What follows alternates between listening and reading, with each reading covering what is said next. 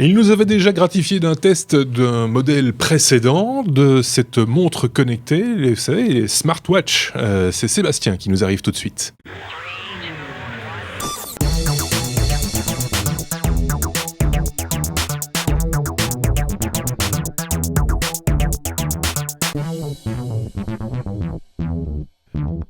C'est Sébastien donc qui nous avait déjà proposé un test, si je me rappelle bien, il y a très très longtemps concernant la Moto 360.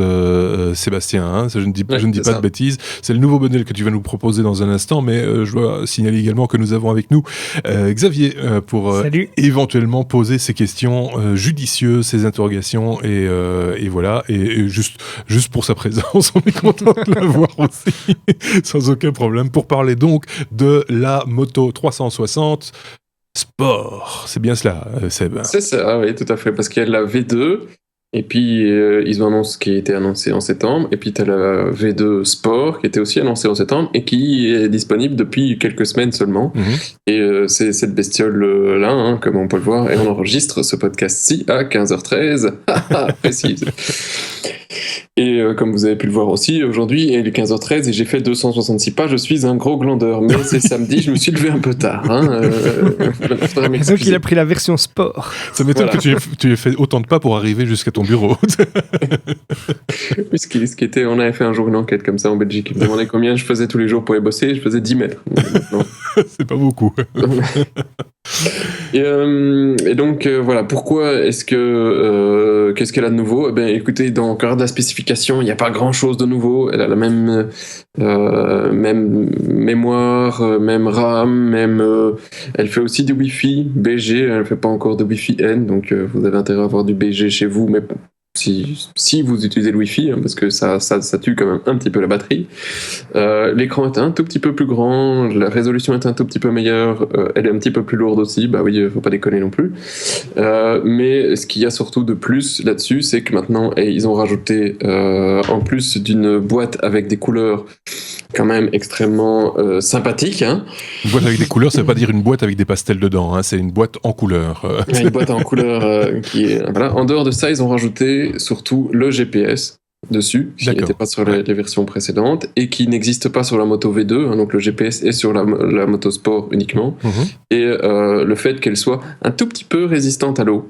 Un tout petit peu, c'est-à-dire qu'elle n'est pas réellement waterproof, c'est les projections d'eau, c'est ça? Elle est IP67, ça veut dire qu'elle tient 30 minutes à 1 mètre sous l'eau. D'accord. Donc tu peux pas la prendre pour aller faire ta natation. Mais pour prendre ton bain, oui, par contre. Tu peux prendre ta douche, mais si tu fais plus de 30 minutes, ta montre, elle est morte. Quoi. Ouais. Donc faut pas trop déconner là-dessus. Est-ce qu'il y a un chronomètre? Il te reste 22. Ah oui, mais monsieur, vous êtes resté 31 minutes dans votre bain. Ça peut être important. Et donc, ce qui est aussi intéressant sur cette version-ci, c'est que maintenant, elle peut calculer ton rythme cardiaque pendant une période définie. C'est-à-dire que la précédente, la moto 360 et la 360 V2, elle le fait à la demande. C'est-à-dire tu dis combien est-ce que là je suis en train de mourir? Non, t'es pas en train de mourir. Ah, là est-ce que je suis en train... Non, tu peux encore courir plus vite. Mais ici, à partir du moment où tu vas activer le mode sport, il va mesurer automatiquement ton rythme cardiaque en permanence jusqu'à ce que tu termines ton sport pour te dire tu as consommé autant, tu as couru autant et tu as perdu autant de poids. Ce que font d'autres modèles, mais il n'y en a pas beaucoup qui le font aujourd'hui, encore moins avec le GPS. Donc voilà, c'est pas dans les modèles qui existent, on peut pas dire que ce soit celle qui soit la plus aboutie technologiquement, parce qu'on en a vu d'autres chez Huawei, chez LG, qui te permettent de faire de la connexion LTE, qui te permettent de faire plein d'autres trucs. C'est une montre qui suit une évolution logique de la moto 360, la première du nom. Donc voilà, moi franchement j'étais séduit par la première version. Celle-ci a aussi quelques avantages. Je parle aussi de l'écran. C'est vrai que l'écran passe... ils ont un truc, une techno Anylight, qui, quand tu es en pleine lumière, balance en noir et blanc et te permet d'avoir un meilleur contraste. D'accord. Et c'est vrai que pour l'avoir utilisé en extérieur, on sait regarder son écran à l'extérieur, ce qui n'est pas évident quand on est sur la moto, la première du nom. Au niveau batterie, Bon, voilà, ça reste une montre avec seulement 300 mAh et qui consomme quand même un petit peu parce que c'est un quad-cœur dedans avec 1 Go 2. Donc t'imagines, c'est quand même des montres qui ont la puissance de ce qu'avaient nos machines il y a un peu plus de 10 ans, donc peut-être 15 ans. Ouais, ça reste impressionnant. Enfin, moi, je reste impressionné. D'autres peuvent être blasés, mais moi, je suis impressionné par la puissance qu'on peut délivrer avec une petite batterie comme ça. Un jour, je trouve que c'est déjà pas mal. Mais c'est vrai que d'un point de vue purement fonctionnel, dans nos habitudes d'utilisation d'une montre, on n'a pas l'habitude de devoir recharger sa montre comme on recharge son smartphone, quoi. C'est un des points qui me fait très peur. Moi, quand je vois que le fabricant annonce jusqu'à 1 jour d'autonomie. En général, ça veut dire une demi-journée. Voilà, donc ça me fait vraiment très peur. Et je crois que, tant qu'on n'aura pas une montre qui tient au moins 3 jours, je veux dire, et encore, moi, je viserais même une semaine. La semaine, oui. Ça me rebute un petit peu à l'achat. Oui, effectivement.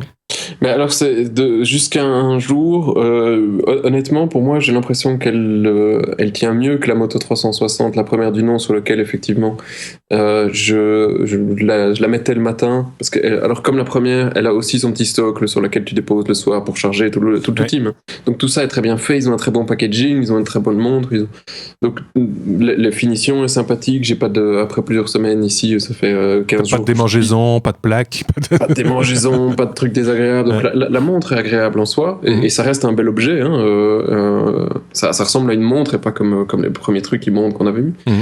Mais donc la première, je la mettais à 7-8 heures du mat et le soir à 22 heures, il m'arrivait qu'elle soit morte parce qu'elle avait eu beaucoup de notifications, parce qu'elle s'était beaucoup connectée en Wi-Fi et donc les 2-3 dernières heures de la journée, j'étais pas toujours sûr d'avoir une montre. Ici, j'ai pas encore eu le cas.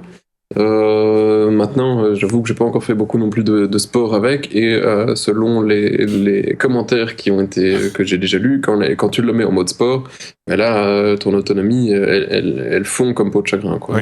Faudrait la prêter à Marc. 30 minutes maximum. 30 minutes maximum, surtout en natation. Non, mais moi, je trouve que, avis personnel, c'est la première fois que je la vois. Je trouve qu'elle a une jolie bouille. C'est propre, classe, c'est sport. On peut pas dire que ce soit c'est pas une montre, c'est pas le bracelet en métal. Il a fait plus de pas que moi, lui, tiens. Ça fait penser un peu au Swatch. Oui, c'est ça. C'est un peu dans le style. Un peu fun, un peu voilà, même si elle est sobre.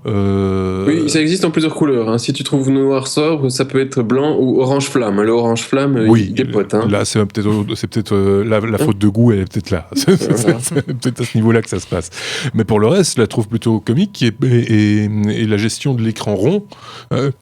Bien pensé, quoi. Ça reste aussi une prouesse. Je veux dire qu'il y a 2 ans, c'est les premiers à avoir sorti une montre avec un écran rond. Et jamais personne, il y a 3 ou 4 ans, t'aurait dit que c'était possible. Oui, c'est ça. Ça reste une prouesse technologique. C'est pas le tout d'avoir un écran rond, mais il faut savoir le gérer aussi. Et là, en l'occurrence, là, on commence à avoir une montre qui ressemble à une montre, si je puis me permettre. Mais elle n'est toujours pas autonome. Ça, je tiens à le préciser aussi. Elle a toujours besoin d'un smartphone à côté pour fonctionner.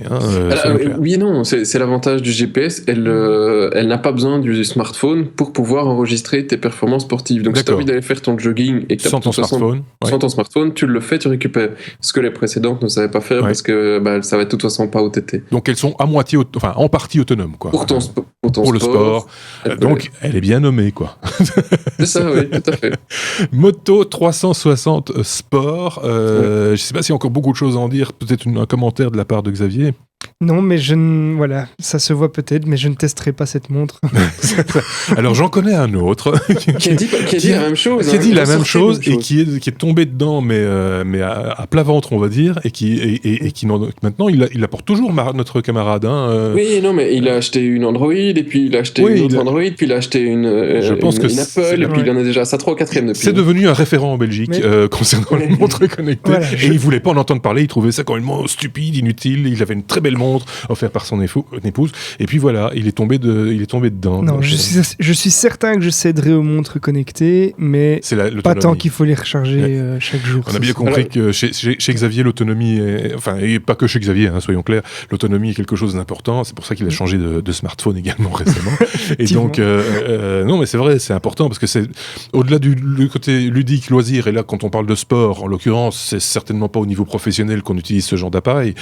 Donc, c'est plutôt ludique. Là, on peut se permettre de dire, bah tiens, si c'est un petit peu moins d'autonomie, pourquoi pas, c'est pas la fin du monde, et en même temps c'est un chouette outil qui permet pour pas très cher. Enfin, on n'a pas parlé du prix, me semble-t-il, Sébastien. Oui, c'est vrai, le prix. Le prix, c'est 299, ce qui est cher et pas cher. C'est cher si on compare à un smartphone, parce que tu as des smartphones de très bonne qualité pour moins de 300 balles. Ouais. Pour une montre, voilà, l'objet montre est encore cher, quoi. Ouais. Mais donc c'est pas un objet qui est hors de prix, tout en étant quand même, voilà, ça reste 300 boules pour une montre qui ne fait que vous donner vos notifications en plus de mesurer ce que vous faites. Ouais. Faut se la faire offrir, moi je dis. Ouais, de fait. Mais il y a quand même une bonne nouvelle pour Xavier, s'il attend un tout petit peu. Qualcomm vient d'annoncer un tout nouveau processeur pour justement tout ce qui est device mobile, avec une diminution assez importante de la consommation, de plus de 25%, ce qui ne fera toujours pas une semaine, mais on va peut-être arriver à un jour complet. Sans problème. Donc, je fais juste une petite parenthèse, j'ai pas la réponse, mais ce serait intéressant d'avoir un jour un tableau comparatif de ce que consomment les différents organes d'un tel appareil, processeur, application, écran, etc., pour bien se rendre compte de l'importance du bon développement des applications, pour bien se rendre compte, et ça on peut déjà le voir sur certains smartphones, sous Android, on peut voir qu'est-ce que consomme le plus. Bien souvent c'est l'application Facebook. Je cherchais pas trop longtemps, mais voilà, c'est des choses. Surtout les écrans. Et les écrans, on l'imagine aussi, et simplement peut-être même le rétroéclairage de l'écran. Mais c'est pour ça que la Pebble en son temps oui, ça reste toujours. Tient beaucoup mieux. C'est toujours le cas, je pense. Mais c'est un type d'écran très différent aussi, il faut bien le dire. Ok, je sais pas si on a fait Sébastien. C'est tout. Le tour de la question. Le bracelet, tout ça, caoutchouc, c'est ça? En sport, c'est caoutchouc. C'est caoutchouc, sport, voilà. Toujours. Ouais, c'est caoutchouc, tu dois pouvoir transpirer comme un porc. Voilà, c'est ça. Et la laver. C'est ça l'idée, et pas se retrouver avec du verre de gris autour des poignets après les avoir transpirés. Bon, voilà, je pense qu'on a fait le tour de la question. Merci Sébastien pour ce test. Et si jamais un retour négatif ou positif sur le long terme, n'hésite pas à revenir avec ta moto 360. Merci également à Xavier d'avoir participé à ce hors-série. On va se dire, alors que tout qui plante, c'est le moment. C'est l'autre bouton. C'est l'autre bouton. On va se dire à très bientôt alors. Merci de nous avoir écoutés. Si vous avez des commentaires à faire, des questions à poser, n'hésitez pas. Ça se passe avec les commentaires ou sur Facebook ou sur Twitter. On est partout. Il n'y a aucun souci. À très bientôt. Au revoir.